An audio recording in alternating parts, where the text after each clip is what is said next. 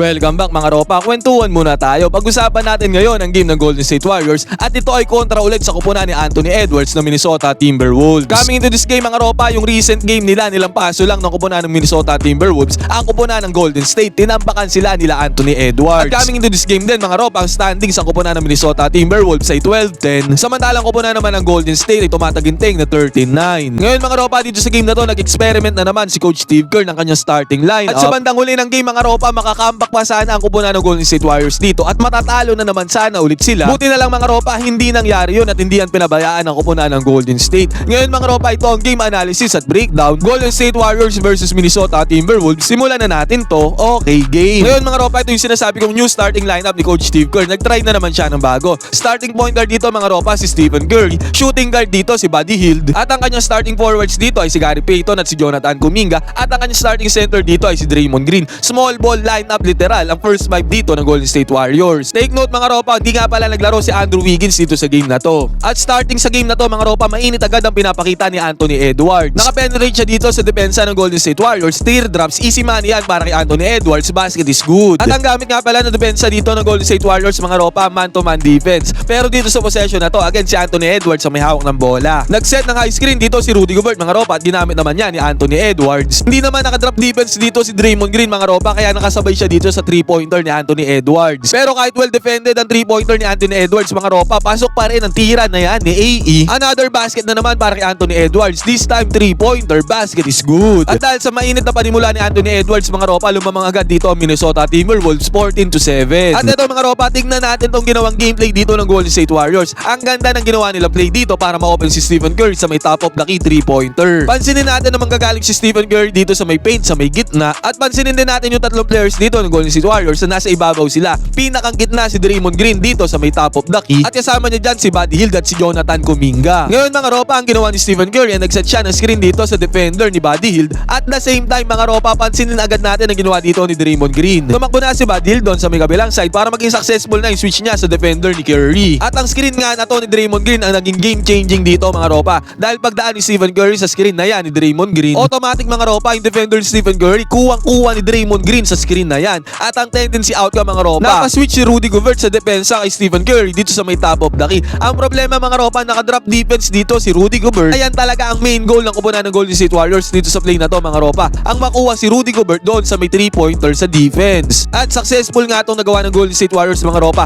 Open na open si Stephen Curry dito sa may top of the key 3-pointer. At dahil open yan mga ropa, hindi napapalagpasin ni Stephen Curry yan. Pinukol niya na ang 3-pointer. Successful gameplay dito para sa kupunan ng Golden State Warriors. Easy money, no problem para kay Stephen Curry. Basket is good. At sabi ko nga mga ropa, man-to-man defense ang nilalaro ng Golden State Warriors dito. At ang gandang depensa dito ang pinakita ni Stephen Curry. Nakakuha siya ng steal dito kontra sa kupunan ng Minnesota Timberwolves. At nagresulta yan, outcome mga ropa, fast break ng Golden State Warriors. Si Jonathan Kuminga ang naging recipient ng pass. Sa slam dunk para kay Jonathan Kuminga. Easy money, no problem. Pero dito sa first quarter mga ropa, nagkaroon talaga ng early lead dito ang kupunan ng Minnesota Timberwolves. Tinapos nila ang first quarter sa score na 30-21. At halos majority nga ng first, second, third quarter mga ropa, lamang talaga ang kupunan ng Minnesota Timberwolves dito. At sa pagkakataon na to mga ropa, mainit talaga si Anthony Edwards. Actually mga ropa, nagdala si Anthony Edwards dito sa game na to ng 27 points, 5 rebounds at 6 assists. Dito nga mga ropa, nakapasok si Anthony Edwards ng 3-pointer. At susunod na possession mga ropa, another 3-pointer na naman ang kanyang pinakawalan dito. At again, basket is good na naman ang long bomb para kay Anthony Edwards. Ang score dito mga ropa, umabot pa sa 66-55. 11 puntos sa naging hawak na kalamangan dito ng Minnesota Timberwolves. Ngayon mga ropa, dito na tayo dumako kung saan pinukpok na ng Golden State Warriors dito ang kupunan ng Minnesota.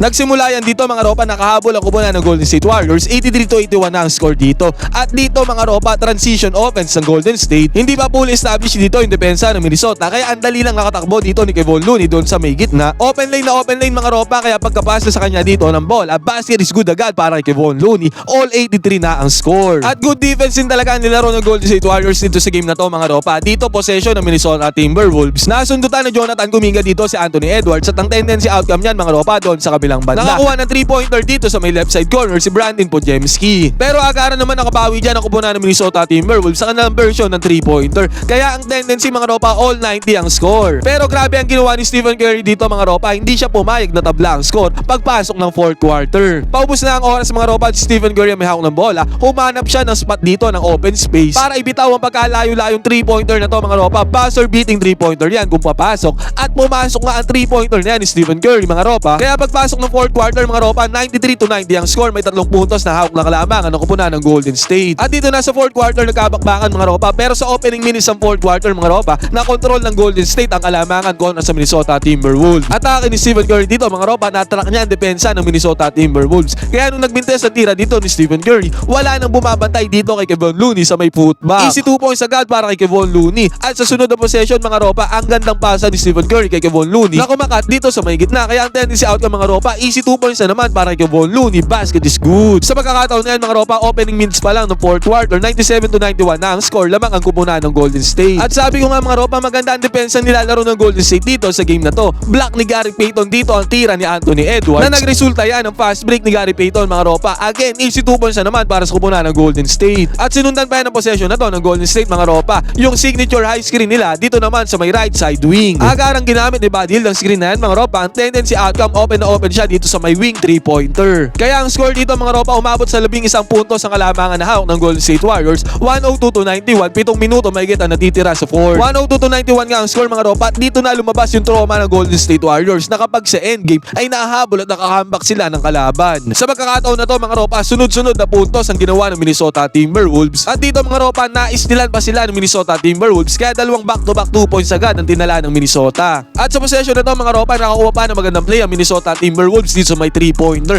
Basket is good ang long range bomb 3-pointer na yan ng Minnesota. Kaya ang ginawang move ni Steve Kerr dito mga ropa, 104-98, 6 na minuto mahigit ang natitira dito sa may fourth quarter. Ibinalik niya agad si Stephen Curry dito sa may game. Pero sa senaryo na to mga ropa, nasa momentum ang kupunan ng Minnesota Timberwolves. Another 3-pointer na naman ang kanilang pinakawalan dito. Basket is good yan sa may right side corner. At umabot na tayo sa pagkakataong kung saan ang score 105-103. 3 minuto mahigit ang natitira dito sa fourth. Ngayon mga ropa, kung nanonood ka ng live dito, aakalain mong matchoke na naman dito ang kupunan ng Golden State Warriors katulad sa nangyari sa past games nila. At sa pagkakataon nga na to mga ropa, si Anthony Edwards pa ang may hawak ng bola, na open pa si Anthony Edwards dito sa may 3-pointer. At yung 3-pointer na ni Anthony Edwards mga ropa, pasok na naman. Basket is good para kay Anthony Edwards. Sa pagkakataon na yan, 106-105 na ang score. Nahawakan ng Minnesota Timberwolves ang kalamangan. 3 minuto ang natitira dito sa game mga ropa, 106-105 na ang score. Buti na lang binasag ni Stephen Curry at Jonathan Kuminga dito ang momentum ng Minnesota. Pasa ni Stephen Curry kay Jonathan Kuminga mga ropa, walang kabog-abog, nilipadan ni Jonathan Kuminga dito ang depensa ng Minnesota Timberwolves. Basket is good para kay Jonathan Kuminga. At sa mga sumunod na possessions dito ng kupunan ng Minnesota Timberwolves, good defense ang nilaro dito ng Golden State Warriors. At nakakuha pa ng steal dito si Gary Payton Jr. mga ropa, at yung steal na yan,